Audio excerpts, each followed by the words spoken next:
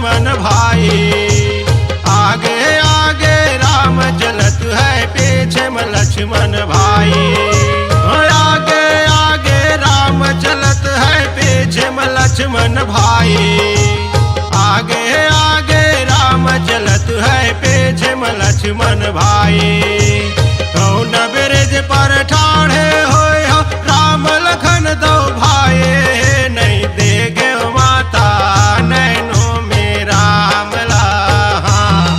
नहीं देखे माता नैनो में राम लाहा। नहीं तो देखे वहाँ नहीं देखे माता नैनो में राम लाहा।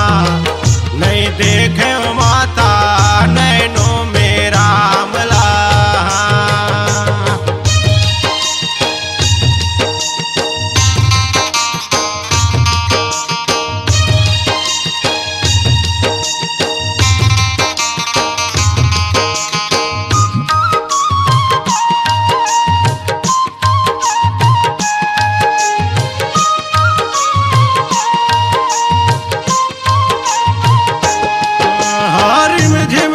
झिम मेढ़ुला बरसे पवन चले पुरवाही।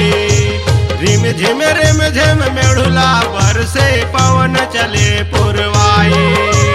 रिम झिम मेढ़ुला बरसे पवन चले पुरवाही।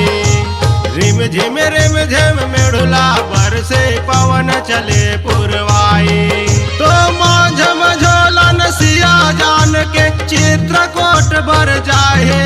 नहीं देखे माता नैनो में राम लाहा। नहीं देखे माता नैनो में राम लाहा। नहीं तो देखे वहाँ नहीं देखे माता नैनो में राम लाहा। नहीं देखे माता नैनो में राम लाहा।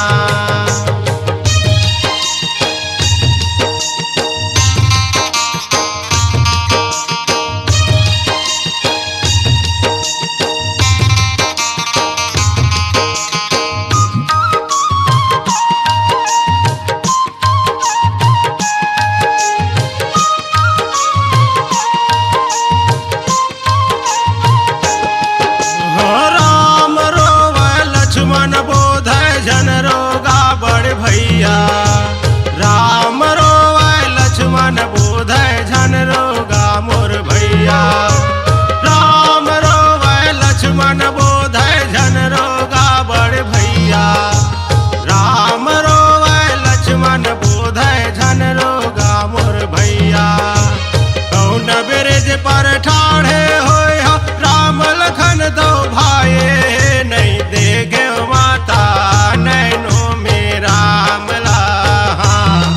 नहीं देखे माता नैनो में राम लाहा। नहीं तो देखे वहाँ नहीं देखे माता नैनो में राम लाहा। नहीं देखे माता नैनो में राम लाहा। नहीं तो देखे वहाँ नहीं देखे माता नैनो में राम लाहा। नहीं देखे माता नैनो में राम लाहा। नहीं देखे माता नैनो में राम लाहा। नहीं देखे माता नैनो में राम लाहा। अपनी आवाज को दीजिए एक नया मुकाम। डिजिटल रिकॉर्डिंग की दुनिया का जाना पहचाना नाम स्वरांजलि। जहां गूंजती हैं ध्वनियां अपनी माटी की सौंधी सुगंध के साथ। छत्तीसगढ़ी संगीत के विविध रंग जो पहुंचाते हैं पूरे प्रदेश में डिजिटल रिकॉर्डिंग के संग।